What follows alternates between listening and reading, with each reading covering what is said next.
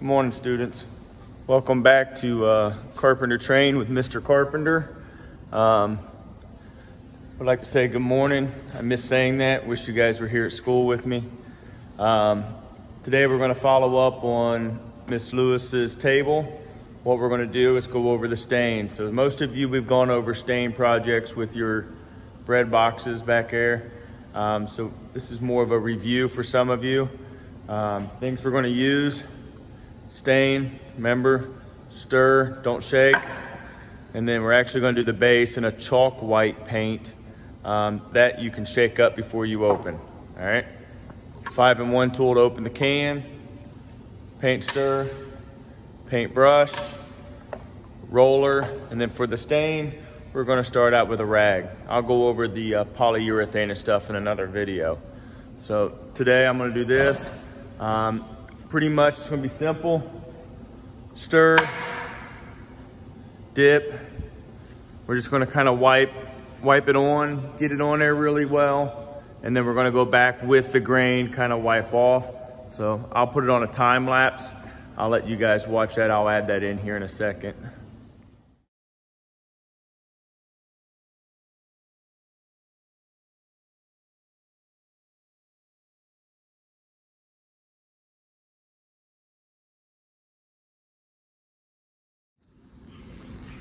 All right, so there's a look at it. It went from natural to a gray stain, so it has some gray tint to it. Right now you can kind of see some of the puddles. I'm gonna let that soak on there for a little bit. The longer it soaks in, the darker it'll be. Just take a dry rag, wipe it off. I made sure to go around the edge, kind of fill in any of the little nicks and voids so that all the color is kind of uniformed. So here in a minute, I'm gonna wipe that down and then wait 8 to 6 hours depending on the can. And then I can start the poly process. So remember, it's important you don't shake stain, we stir it.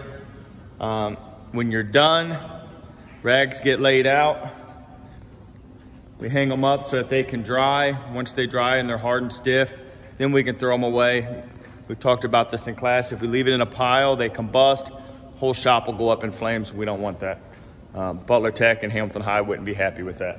So shout out to Butler Tech, shout out to Hamilton High for letting me come in and make these videos. Talk to you in a little bit. Bye.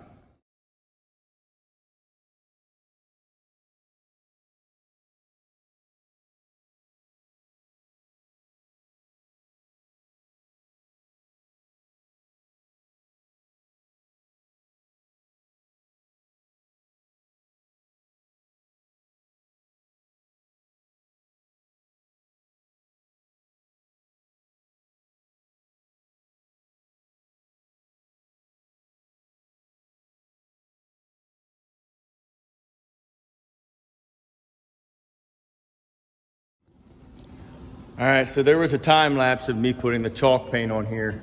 I went ahead and did the underside just because I wanted a completed look. No one's ever gonna see it, probably wouldn't matter. I was a little concerned about seeing up in here. So chalk paint comes out kind of a dry looking flat color, looks chalky. Remember, I'm gonna do 2 coats. Most paint needs 2 coats, even if it says a 1-coat paint. If you're painting, if I were painting that wall the same color orange again, I could use a 1-coat paint. If I'm changing the color or I really want that color to pop and be really bold, I always put 2 coats. I think it looks better with 2 coats. All right, so there's the table, kind of almost getting close to finish. I'm gonna do a 2nd coat later today of the paint. And I'm not really happy with how gray the top is, so I'm actually gonna do a 2nd coat of gray on the top as well. Get it just a little darker.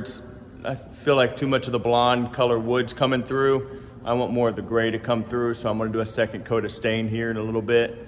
And then tomorrow I'll start my poly process. So stay tuned.